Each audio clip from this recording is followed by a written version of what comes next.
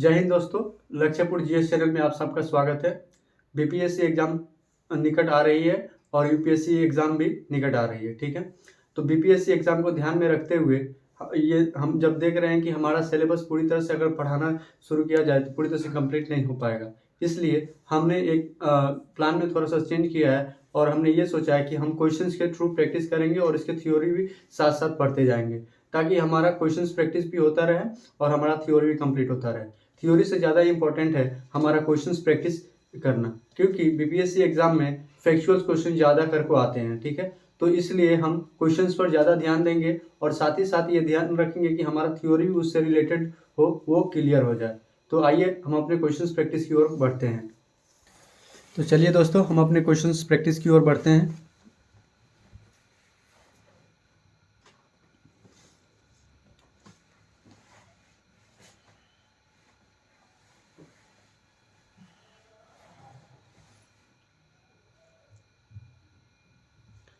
ठीक है, तो हमारा पहला सवाल है,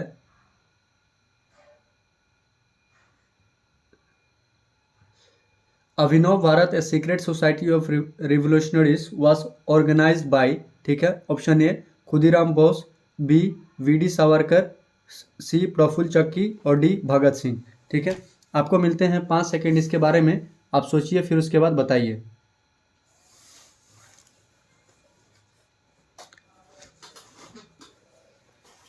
ठीक है, तो इसका सही आंसर जो होगा वो होगा बी।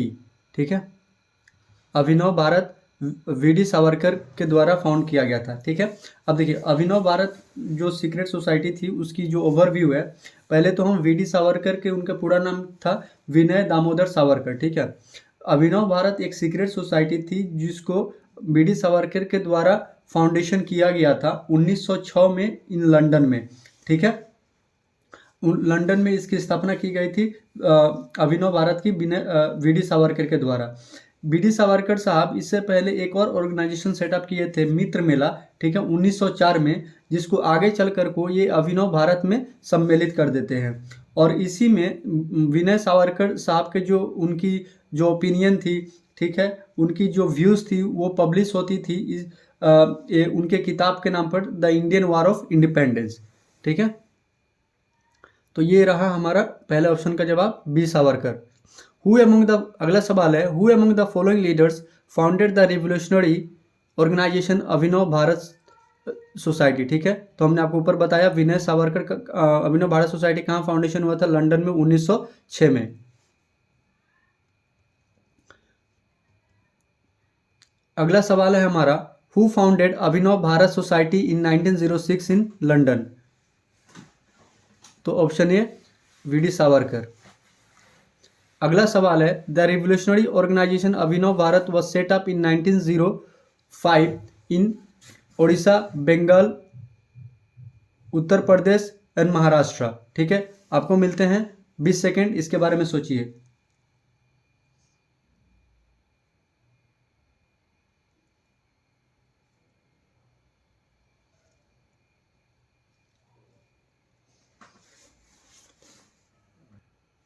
ठीक है, तो इसका सही आंसर होगा डी, महाराष्ट्र में 1904 में अभिनव भारत रिवोल्यूशनरी ऑर्गेनाइजेशन थी, उसकी सेटअप की गई थी। देखिए आगे उससे मैंने पढ़ाया था सीक्रेट रेवोल्यूशनरी ऑर्गेनाइजेशन, तो इसमें सीक्रेट नहीं है। हमने आपको बताया था जब क्वेश्चन नंबर 1 का एक्सप्लेनेशन दे रहे थे, मित्र मेला। ठीक है, तो उसको अभिनव भारत में सेटअप सम्मिलित कर दिया गया था 1904 में, जो वी.डी. सावरकर के द्वारा जो स्थापित की गई थी। ठीक है, ये क्वेश्चंस यूपी पीसीएस प्री 2015 का आया हुआ है। ठीक है, क्योंकि इसमें ऑप्शन ओडिशा, बंगाल, उत्तर प्रदेश और महाराष्ट्र दिया हुआ है। ठीक है, तो महाराष्ट्र जो मित्र मेला जो था उसको इसमें मर्ज कर दिया गया था। तो ऑप्शन के अनुसार हम जा रहे हैं इसका, तो ऑप्शन के अनुसार हम जाते हैं तो देखते हैं कि मित्र मेला से रिलेटेड ये है, तो इसलिए हम इसका ऑप्शन डी महाराष्ट्र मारेंगे। लेकिन अगर ये लंदन दिया रहता तो हम उसको लंदन टिक करते। ठीक है,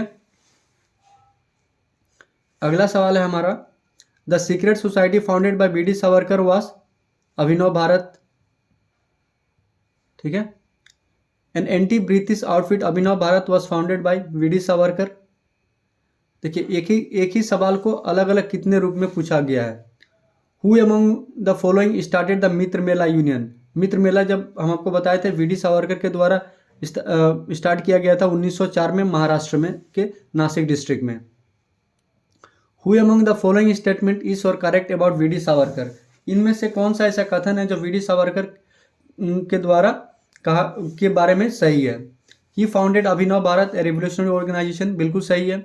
in order to inspire Indian nationalist he wrote biography of Mazzini, ठीक है। ऑप्शन 3 जो थर्ड स्टेटमेंट है, he also authored the Indian war of independence 1857, बिल्कुल सही है। which provides a nationalist view of the revolt of 1857, बिल्कुल सही। he jumped into the sea from the sailing ship in order to escape the British captivity, ठीक है। आपको इसके सवाल का आंसर देने के लिए आपको मिलते हैं 5 सेकेंड, सोचिए और बताइए, ठीक है। तो इसका जो सही आंसर है, चारों के चारों दिया हुआ जो स्टेटमेंट है इसमें, ठीक है, वो करेक्ट है, सही है। ये क्वेश्चन आया हुआ है राजस्थान एडमिनिस्ट्रेटिव सर्विस प्री 2013 में, ठीक है। अब देखिए, वी डी सावरकर के द्वारा अभिनव भारत फाउंड किया गया था, ये बिल्कुल सही है। अगर उस ऑप्शन से अगर स्टेटमेंट 1 करेक्ट है तो ऑप्शन बी एलिमिनेट हो जाता है यहाँ पे, ठीक है। ऑप्शन 3 भी यहाँ पर सही है, he also author the Indian war of independence, ठीक है। अब ऑप्शन बी एलिमिनेट हो गया, ऑप्शन डी एलिमिनेट हो गया क्योंकि इसमें ऑप्शन 3 नहीं है, ठीक है। अब हमारे पास बच गया ऑप्शन 1, 2, 3 एंड 1, 3 एंड 4, ठीक है। तो 1, 3 एंड 4 बिल्कुल सही है। अब हमें देखना है कि 2 स्टेटमेंट करेक्ट है कि नहीं।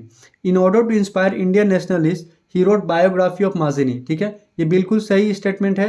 उन्होंने इंडियन नेशनल मूवमेंट के दौरान लोगों को इंस्पायर करने के लिए और उनको प्रेरित करने के लिए माजिनी की बायोग्राफी उन्होंने लिखी थी, ठीक है।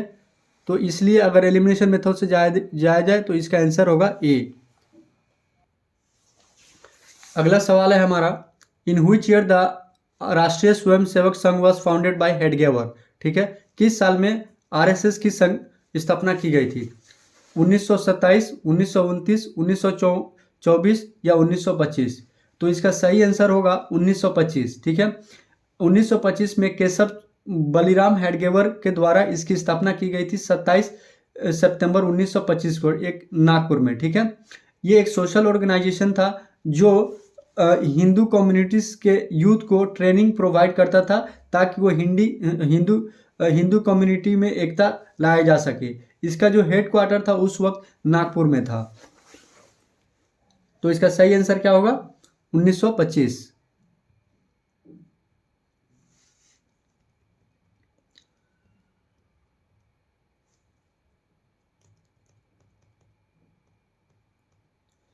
अगला सवाल है, Yugantar party was led by Jatindranath Mukherjee, B Sachindranath Sanyal, ठीक है, डी रासबिहारी बोस या सुभाष चंद्र बोस? आपको मिलते हैं 10 सेकेंड।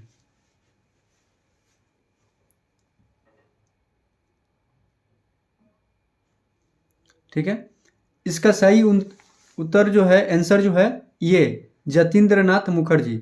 जतींद्रनाथ मुखर्जी के द्वारा इसकी युगांतर पार्टी की स्थापना की गई थी। और इसमें खास बात यह है कि जतींद्रनाथ मुखर्जी को बाघ जतिन भी कहा जाता था, ठीक है। Who had founded the Anushilan Samiti? P Mitra, Varindra Kumar Ghosh, V D Savarkar या नरेंद्र गोसाई? आपको मिलते हैं 10 सेकेंड।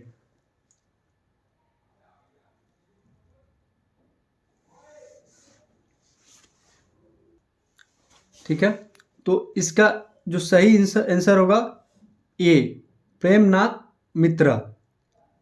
देखिए, अब अनुशीलन समिति का जो बैकग्राउंड है, अनुशीलन समिति जो फाउंड किया गया था 1902 में मिदनापुर, ठीक है, ज्ञाननाथ बसु के द्वारा, ठीक है, ज्ञाननरेंद्र नाथ बसु के द्वारा, ठीक है। इनकी जो पहली जो ब्रांच थी वो मार्च में सेटअप की गई थी सतीश चंद्र बसु के द्वारा, और दूसरी जो ब्रांच थी 1902 में प्रेमनाथ मित्रा, जतींद्रनाथ बनर्जी और बद्रीनाथ घोष के द्वारा स्थापित की गई थी, ठीक है। अनुशीलन जो समिति थी ढाका में, इसकी जो फाउंडेशन हुई थी वो अक्टूबर 1906 में हुई थी पुलिन बिहारी दास के द्वारा।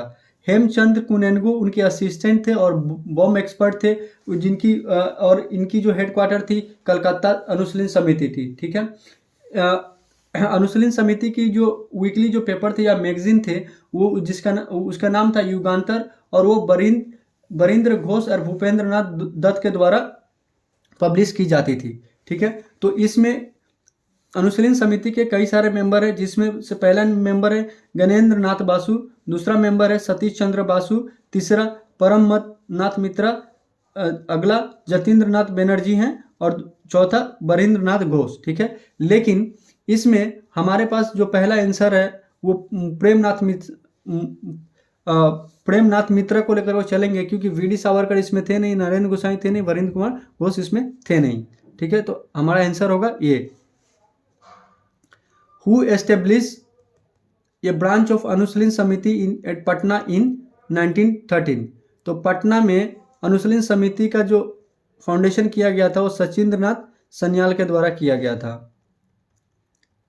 अगला सवाल है, activities of Barindra Ghosh had given the birth of secret revolutionary organisation name as Anushilan Samiti. Barindra Kumar Ghosh हम आपको ऊपर पढ़ाएं। ठीक है, Barindra Kumar Ghosh was associated with Anushilan समिति।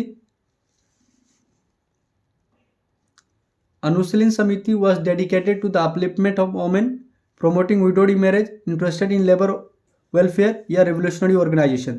तो अनुशीलन समिति जो था वो एक रेवोल्यूशनरी ऑर्गेनाइजेशन था, जिसका फाउंडेशन हुआ था मिदनापुर इन 1902 में हुआ था, जिसके फाउंडर जो थे ज्ञान नरेंद्र नाथ बसु। ठीक है,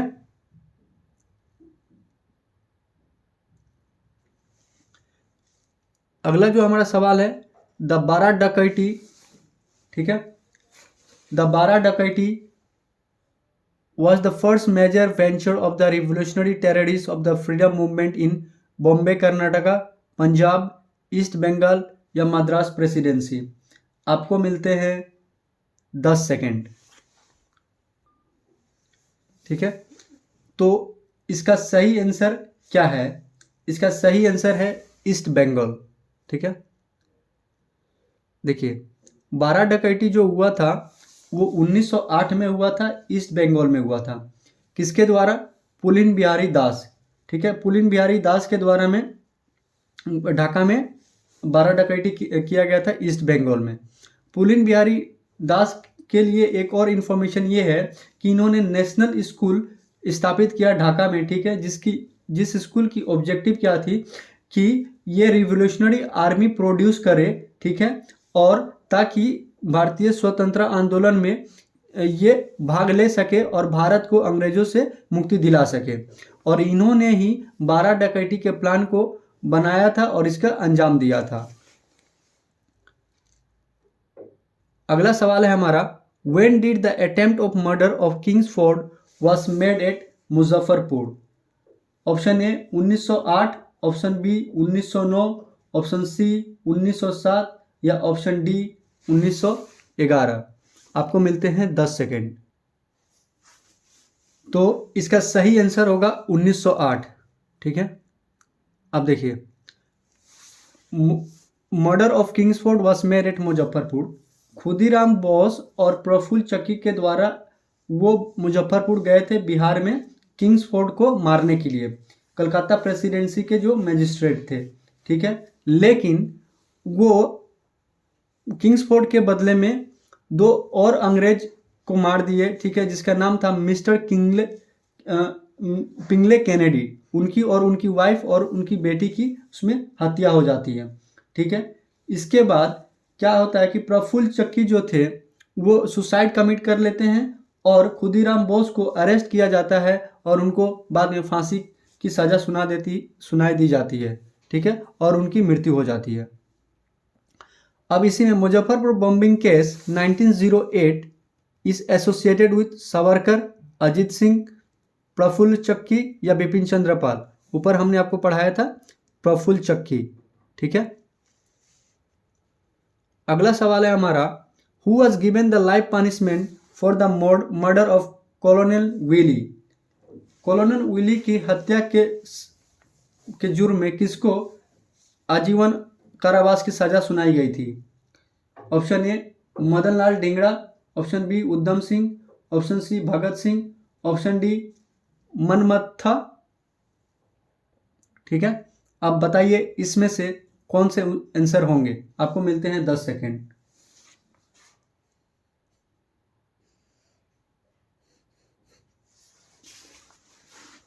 इसका सही आंसर होगा मदन लाल ढींगरा। ठीक है, कॉलोनेल विली जो थे उनका पूरा नाम था विलियम हर्ट कर्जन विली। वो एक ब्रिटिश इंडियन आर्मी ऑफिसर थे जिनको 1 जुलाई 1909 को लंदन में मदन लाल ढींगरा के द्वारा गोली मार दी गई थी, एसेसिनेट कर दी गई थी। ठीक है, अगला सवाल है हमारा, the revolutionary who was not involve in Hardinge bomb incident. ठीक है, मास्टर अमीर चंद, बी भगवती चरण बोहरा, भाई बाल मुकुंद और डी अवध बिहारी। इनमें से कौन हार्डिंगे बॉम्ब इंसिडेंट में शामिल नहीं थे? आपको मिलते हैं 10 सेकेंड। ठीक है, तो इसका सही आंसर जो होगा भगवती चरण बोहरा। ठीक है, देखिए हार्डिंगे बॉम्ब केस इंसिडेंट क्या था। हार्डिंगे बॉम्ब इंसिडेंट, इसको दिल्ली कॉन्स्पिरेसी केस भी कहा जाता है। 23 दिसंबर 1912 को, ठीक है, लॉर्ड हार्डिंगे के ऊपर एक बॉम्ब फेंकी जाती है जब वो चांदनी चौक से निकल रहे होते हैं। इस हमला में वो घायल हो जाते हैं लेकिन वो बच जाते हैं। फिर उसके बाद एक ट्रायल होती है जिसको दिल्ली कॉन्स्पिरेसी केस के नाम दिया जाता है, जिसमें भाई माल मुकुंद, बसंत कुमार विश्वास, अमीर चंद और अवध बिहारी को कन्विक्ट किया जाता है और उनको मौत की सजा सुना दी जाती है। ठीक है, तो मास्टर अमीर चंद थे उसमें शामिल, भाई बाल मुकुंद शामिल थे और अवध बिहारी शामिल थे। भगवती चरण जो बोहरा थे वो हिंदुस्तान सोशलिस्ट रिपब्लिक एसोसिएशन के मेंबर थे। इन्होंने एक आर्टिकल लिखी थी, द फिलोसॉफी ऑफ बॉम्ब। ठीक है, हिंदुस्तान रिपब्लिक एसोसिएशन के ये मेंबर थे और इनकी एक आर्टिकल का नाम है द फिलोसॉफी ऑफ बॉम्ब। ठीक है, Aurobindo Ghosh was brilliantly defended in Alipur conspiracy case by C.R. Das, W.C. Banerjee, Motilal Nehru या तेज बहादुर सप्रू। आपको मिलते हैं 5 सेकेंड।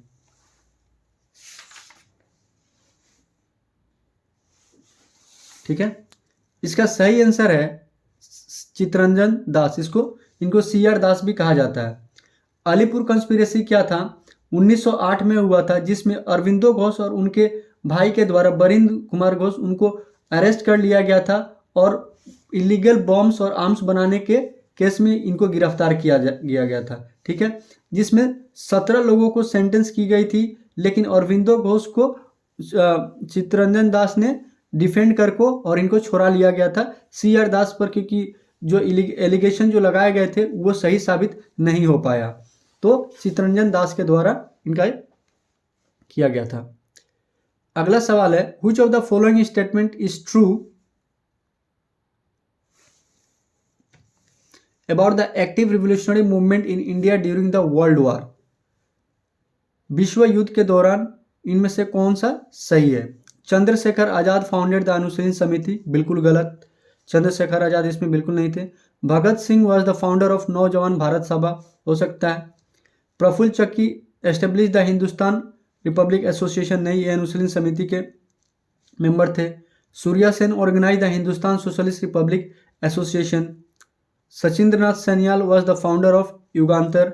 ठीक है, हमारा ऑप्शन है इसमें से, अब हमें नोट इसमें से ट्रू स्टेटमेंट कौन सा है ये हमें फाउंड करना है।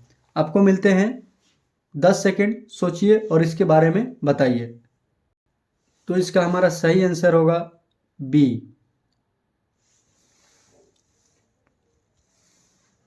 ठीक है, देखिए अनुशीलन जो समिति जो थी वो पी मित्रा और पुलिन दास के द्वारा फाउंड की गई थी, तो चंद्रशेखर आजाद ये बिल्कुल नहीं होंगे। Bhagat Singh was the founder of Naujawan Bharat सभा, बिल्कुल सही है। भगत सिंह ने नौजवान भारत सभा की स्थापना की थी मार्च 1926 में। ठीक है, Prafulla Chaki establish the Hindustan republic association, नहीं, हिंदुस्तान रिपब्लिक एसोसिएशन का जो फाउंडेशन हुआ था 1924 में हुआ था और इनके जो फाउंडर थे सचिंद्र नाथ सन्याल, राम प्रसाद बिस्मिल और जेसी चैटर्जी, जोगेश चंद्र चैटर्जी। और इसका जो हेडक्वार्टर था कानपुर में इसकी स्थापना की गई थी। ठीक है। Surya Sen organise the Hindustan socialist republic association. Hindustan socialist republic association Chandrashekhar Azad के द्वारा फाउंड किया गया था फिरोज शाह कोटला मैदान में दिल्ली सितंबर 1928 को। ठीक है। Sachindra Nath Sanyal was the founder of Yugantar, ये नहीं है। तो इसका हमारा जो सही आंसर है वो है बी। ये छत्तीसगढ़ पीसीएस प्री 2016 में आया हुआ सवाल है। Which year Hindustan republic association was set up? Hindustan republic association की स्थापना कब की गई थी? ऊपर जब हम बता रहे थे तो हमको बताए थे 1928 में। किसके द्वारा? चंद्रशेखर आजाद के द्वारा फाउंड की गई थी, फिरोज शाह कोटला मैदान दिल्ली में। was founded at New Delhi. Who among the following was not the member of Hindustan Republic Association?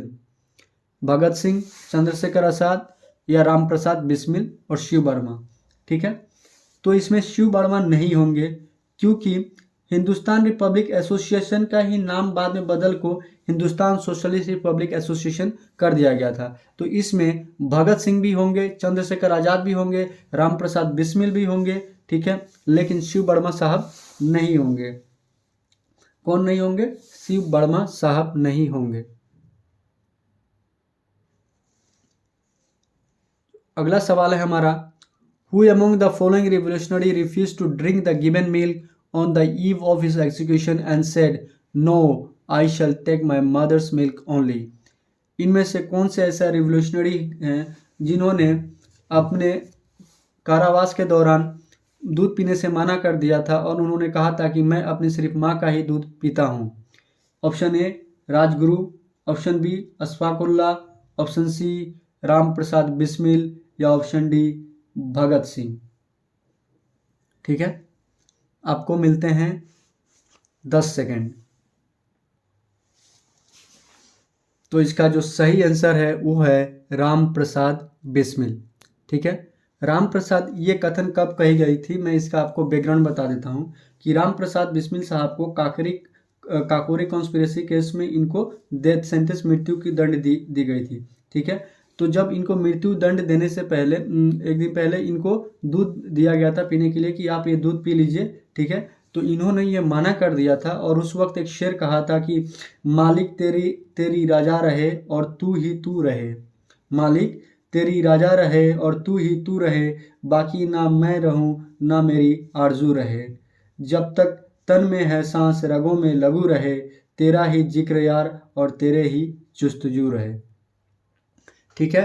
तो ये इन्होंने शेर कहा था और दूध पीने से मना कर दिया था। ठीक है। तो इसका सही आंसर होगा राम प्रसाद बिस्मिल।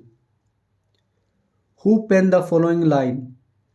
ये लाइन किसने कहा है? सरफरोशी की तमन्ना अब हमारे दिल में है, देखना है जोर कितना बाजुए कातिल में है। Option A Bismil, option B Rajguru, option C Bhagat Singh या ऑप्शन डी आज़ाद, चंद्रशेखर आज़ाद। आपको मिलते हैं 10 सेकेंड। ठीक है। तो सरफरोशी की तमन्ना अब हमारे दिल में है, देखना है जोर कितना बाजुए कातिल में है। ये जो इनके कविता की ये जो लाइन थी, ये लाइन बिस्मिल साहब के द्वारा लिखी गई थी। आपको बता दें कि ये राम प्रसाद बिस्मिल के द्वारा नहीं बल्कि बिस्मिल अजीमाबादी के द्वारा लिखी गई थी। इनका जो ओरिजिनल नेम था बिस्मिल अजीमाबादी का, उनका नाम था साइद शाह मोहम्मद हसन।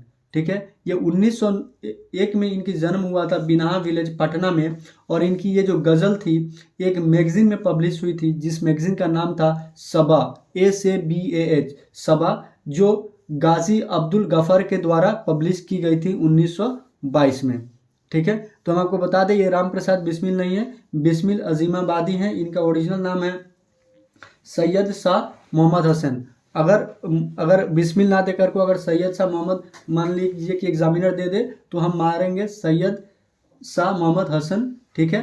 ये जो मैगज़ीन जिसमें ये कविता पब्लिश हुई थी, उस मैगज़ीन का नाम था सबा, और वो मैगज़ीन गाज़ी अब्दुल गाफ़र के द्वारा पब्लिश की गई थी 1922 में। ठीक है। अगला जो हमारा क्वेश्चन है, who is the author of the popular song Sarfaroshi ki Tamanna अब हमारे दिल में है, देखना है जोर कितना बाजुए कातिल में है। ठीक है। Option A Surya Sen, B Chandrashekhar Azad, C Bhagat Singh, या डी राम प्रसाद बिस्मिल, या नन ऑफ द एबव, या more than one of the above. ठीक है। तो इसका आंसर होगा नन ऑफ द एबव। क्यों? ये राम प्रसाद बिस्मिल नहीं होगा। हम आपको बताए थे कि ये राम प्रसाद बिस्मिल के द्वारा नहीं, बल्कि बिस्मिल अजीमाबादी के द्वारा लिखा गया था, जिनका ओरिजिनल नाम था शायद शाह मोहम्मद हसन। ठीक है। मैगजीन शाह में जो अब गाजी अब्दुल गफ़ार के द्वारा 1922 में पब्लिश की गई थी। अगला जो हमारा सवाल है, who among the following hanged in Kakori conspiracy case by English government. तो राम प्रसाद बिस्मिल के द्वारा, जैसे हमने आपको बताया था, जिन्होंने दूध पीने से मना कर दिया था। काकोरी कंस्पिरेसी के took place in the year, कौन से साल में? 1920, 1925, ठीक है, 1930 या 1935। इनमें से सही आंसर क्या होगा, आप बताइए। आपको मिलते हैं 10 सेकेंड। ठीक है, तो बताइए। तो इसका जो सही आंसर होगा वो 1925 होगा। ठीक है। तो काकोरी कॉन्स्पिरेसी केस के बारे में हम आपको बता दें कि काकोरी कॉन्स्पिरेसी की जो केस थी, वो कांड ट्रेन लूटा गया था बेसिकली इसमें 9 अगस्त 1925 को। देखिए, काकोरी कॉन्स्पिरेसी केस क्या थी कि जो हिंदुस्तान रिपब्लिक सोशल एसोसिएशन जो था, जिसकी स्थापना 1924 में की गई थी सचिंद्र नाथ सैनियाल, राम प्रसाद बिस्मिल और चंद्रशेखर आज़ाद के द्वारा। ठीक है। इन्होंने, ये हिंदुस्तान सोशलिस्ट रिपब्लिक एसोसिएशन ने क्या किया कि 9 अगस्त 1925 को सरकार की जो खजाना थी, वो एक ट्रेन में जा रही थी लखनऊ सहारनपुर स्टेशन से होकर। ठीक है। इन्होंने क्या किया, उस ट्रेन में जितने भी खजाने थे उसको लूट लिया गया 9 अगस्त 1925 को। इसी कांड को काकोरी कंस्पिरेसी केस कहा जाता है। इसमें लगभग 29 रिवोल्यूशनरीज को अरेस्ट किया गया था, जिसमें से राम प्रसाद बिस्मिल, अशफाक उल्लाह, रोशन सिंह एंड राजेंद्र लहरी को मृत्यु दंड दी गई थी। हालांकि चंद्रशेखर आज़ाद इसमें से बच निकले थे, और हिंदुस्तान रिपब्लिक एसोसिएशन के केवल चंद्रशेखर आज़ाद ही ऐसे मेंबर थे जो कभी अंग्रेजों के हाथ नहीं आए। देखिए, काकोरी कंस्पिरेसी केस में मुझे कहानी याद आ गई कि जब राम प्रसाद बिस्मिल साहब, अशफाक उल्लाह साहब और रोशन सिंह और राजेंद्र लहरी साहब को जब उनको फांसी की दंड दी जा रही थी, ठीक है, तो अशफाक उल्लाह साहब की आंखों में आंसू आ गई, वो रोने लगे थे। तो राम प्रसाद बिस्मिल साहब ने उनसे कहा कि अशफाक, तुम क्यों रो रहे हो? ठीक है, तो क्या तुम मौत के डर से डर गए हो? तो अशफाक उल्लाह साहब ने कहा कि नहीं साहब, मतलब बिस्मिल साहब की हम मौत से नहीं डरे हैं, हम इसलिए रो रहे हैं कि आपके जो धर्म है, हिंदू धर्म है, उसमें दोबारा जन्म लेने की प्रथा है, लेकिन हमारे जो धर्म है उसमें दोबारा जन्म लेने की प्रथा नहीं है। तो मैं इस अफसोस के लिए रो रहा हूँ कि मैं दोबारा जन्म ना ले पाऊँगा अपने भारत माँ की सेवा करने के लिए, ताकि मैं सेवा कर पाऊँ। तो देखिए क्या जज्बा था उनका, अशफाक उल्लाह खान साहब का। ठीक है, तो ये है हमारा 1925 Kakori conspiracy case. Among the following revolutionaries not associated with Kakori conspiracy case, Ram Prasad Bismil बिल्कुल सही थे, रोशन सिंह, भगत सिंह नहीं थे, अशफाक उल्लाह खान साहब थे। ठीक है, भगत सिंह नहीं थे इसमें। Who among the following was not associated with Kakori incident, इनमें से कौन से नहीं थे? राम प्रसाद बिस्मिल, सूर्या सेन, राजेंद्र लहरी या अशफाक उल्लाह। सूर्या सेन इसमें नहीं थे। Who among the following revolutionaries escaped from Kakori case? Sachindra Nath Bakshi, Mukundi Lal, Chandrashekhar Azad या ममता नाथ। तो चंद्रशेखर आज़ाद ही एक ऐसा थे जो काकोरी कंस्पिरेसी केस से, ठीक है, वो भाग निकले थे और कभी अंग्रेजों के हाथ में नहीं है। Who among the following was the government advocate in Kakori conspiracy case. ठीक है, काकोरी कॉन्स्पिरेसी केस के कौन एडवोकेट थे?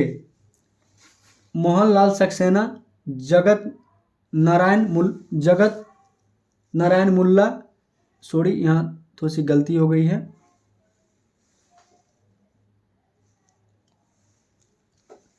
जगत नारायण मुल्ला, कृष्ण बहादुर या प्रभात चंद्र। आपको मिलते हैं 10 सेकंड, इसके बारे में सोचिए और बताइए। ठीक है, तो इसका सही जो आंसर होगा वो जगत नारायण मुल्ला। इनको पब्लिक प्रोसिक्यूटर के तौर पे गवर्नमेंट के द्वारा अपॉइंट किया गया था। ठीक है, काकोरी कॉन्स्पिरेसी केस को काकोरी रेवोल्यूशन भी कहा जाता है या ट्रेन रोबड़ी केस भी कहा जाता है। 9 अगस्त 1925 को हुआ था। अगला सवाल जो है हमारा, डरो दीवार पर हसरत की नज़र करते हैं, खुश रहो अहले वतन हम तो सफ़र करते हैं। ये किसने लिखा था? Option A Ashfaqulla, option B Bahadur Shah Zafar, option D Ram Prasad Bismil या ऑप्शन डी वाजिद अली शाह। आपको मिलते हैं 10 सेकेंड। इसका जो सही आंसर होगा वाजिद अली शाह। ठीक है, वाजिद अली शाह अवध के आखिरी वजीद थे। ठीक है, नवाब थे, अवध राज्य के आखिरी सबसे अंतिम नवाब थे। इन्होंने ये गाना गाया था जब उनको फांसी की सज़ा सुनाई गई थी। ठीक है, और जब उनको कारागार में डाला गया था तो उन्होंने ये कहा था कि डरो दीवार पे हसरत की नज़र करते हैं, दरो दीवार पे हसरत की नज़र करते हैं, खुश रहो अहले वतन हम तो सफ़र करते हैं। ठीक है, तो वाजिद अली शाह ने कहा था। अगला सवाल है हमारा, Hindustan socialist republic association was form by Subhash Chandra Bose, Raj Bihari Bose, Bhagat Singh या चंद्रशेखर आज़ाद। चंद्रशेखर आज़ाद के द्वारा फाउंड किया गया था। कहाँ? न्यू दिल्ली में। न्यू दिल्ली में किया गया था। एम आई राइट? यस। कब किया गया था? 1928 में फिरोज शाह कोटला मैदान में। ठीक है, Hindustan socialist Republic army was founded in the year.